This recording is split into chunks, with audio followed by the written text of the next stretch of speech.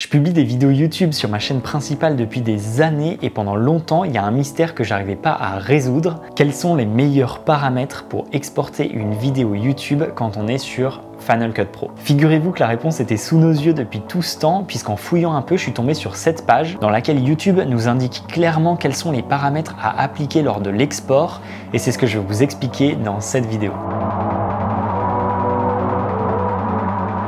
Avant de commencer, petit message pour vous dire que si vous voulez maîtriser le montage sur Final Cut Pro et être très rapidement capable de produire des vidéos au rendu professionnel, sachez que j'ai sorti une formation ultra complète dans laquelle je vous partage tout ce qu'il y a à savoir. Donc si ça vous intéresse, le lien est en description sous cette vidéo. Maintenant que c'est dit, on peut passer sur l'ordi. Alors sur cette fameuse page, YouTube nous indique que la vidéo doit être en .mp4, le codec audio en AAC, le codec vidéo doit être en H264 et pour la fréquence d'image, on a plus de liberté puisque plusieurs cadences sont acceptées. Dernier point qui n'est pas indiqué sur cette page mais que je connais par expérience et c'est limite le plus important en fait pour obtenir une vidéo en ultra bonne qualité sur YouTube, c'est d'exporter sa vidéo en 4K. Maintenant qu'on a toutes les infos, on va les appliquer à notre export sur Final Cut Pro. Donc nous voilà dans Final Cut Pro, ça tombe bien parce que j'avais une vidéo YouTube à exporter, donc ça va être très concret. Pour info, la vidéo a été montée en 4K comme toutes mes vidéos. Comme je le disais, c'est vraiment super important. Donc avant de passer à la partie export, je vous montre juste comment faire pour faire un projet en 4K. Donc au moment de créer votre projet, donc vous faites fichier nouveau projet. Là, vous donnez un nom à votre projet. Hop. Et ici, moi, c'est déjà sélectionné, mais par défaut, il me semble que c'est en 1080p HD, donc moi je mets direct 4K, donc de l'Ultra HD en 3840 par 2160. Vous voyez que vous avez d'autres options de 4K, moi perso j'utilise toujours celle-là parce que c'est la résolution avec laquelle je filme mes vidéos. Le débit, je le mets toujours sur 25 images par seconde.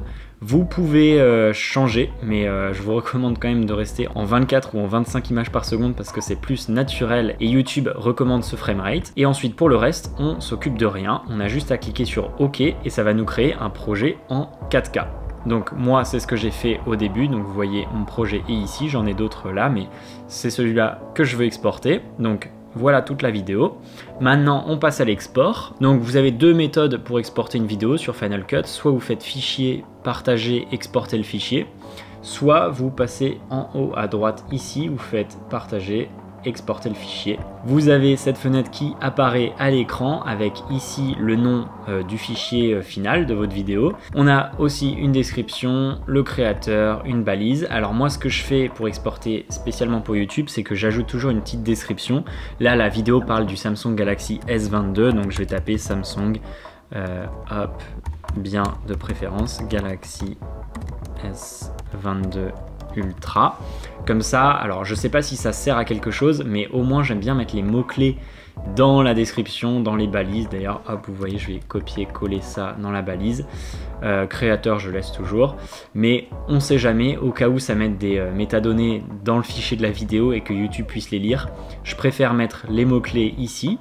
Ensuite, on a la résolution de notre vidéo, qui est bien de l'Ultra HD, la fréquence en 25 images par seconde, stéréo 48 kHz, on s'en fiche, la durée, et on a l'extension, donc qui est ici et en point mauve, mais on va changer ça, puisque comme on l'a vu sur la page de YouTube, c'est du point MP4 qu'ils veulent ici. Donc je passe dans les réglages. Par défaut, en général, on est sur un format vidéo-audio et un codec qui, il me semble, par défaut, est du Apple ProRes 422 qui est un format très peu compressé, extrêmement lourd, mais en extrêmement bonne qualité.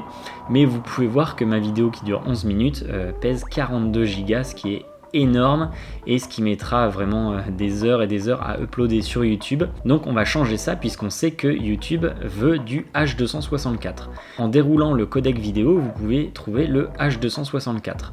Problème, donc vous voyez déjà que le poids est vraiment réduit considérablement, presque divisé par 10. Le souci, c'est qu'on est toujours en point mauve et YouTube veut du point MP4. Donc la petite astuce pour changer ça, c'est dans le format, on va cliquer sur ordinateur au lieu de vidéo audio. On clique sur ordinateur et boum, ça a switché sur du point MP4. D'ailleurs, on voit également que le poids est légèrement différent et il faut surtout venir cocher meilleure qualité H264, c'est important pour avoir la meilleure qualité possible. Et ensuite, on vérifie bien que la résolution ici est bien la plus élevée possible. Donc parfois, je sais pas pourquoi, Final Cut décide de descendre la résolution par lui-même. Donc il faut bien vérifier qu'on est dans la résolution maximale, donc ici de la 4K. Ensuite, on voit bien qu'on est en Rec 709 et qu'on a un format audio AAC comme ce que YouTube recommandait. Donc une fois qu'on a vérifié tout ça, et ben on est bon, on peut cliquer sur suivant et renommer notre fichier. Donc pareil, quand j'exporte ma vidéo, j'aime bien mettre les mots-clés dans le titre du fichier. Donc là, je vais l'appeler Samsung Galaxy S22 Ultra. Et je vais même mettre test devant, ça rajoute un petit mot-clé. Donc mon fichier s'appellera test Samsung Galaxy S22 Ultra. Hop, et j'ai juste à cliquer sur enregistrer et c'est bon, mon export va commencer. On peut voir ici et le fichier sera optimisé pour une publication sur YouTube. Une fois que votre vidéo est exportée, vous allez pouvoir l'uploader sur YouTube et normalement vous obtiendrez une meilleure qualité et un temps d'upload raccourci. Si cette vidéo vous a été utile, n'hésitez pas à la liker et si vous voulez connaître les meilleurs réglages pour exporter une vidéo, cette fois-ci pour Instagram, je vous invite à cliquer sur la vidéo qui s'affiche juste ici. Et sur ce, on se retrouve très bientôt dans une prochaine vidéo.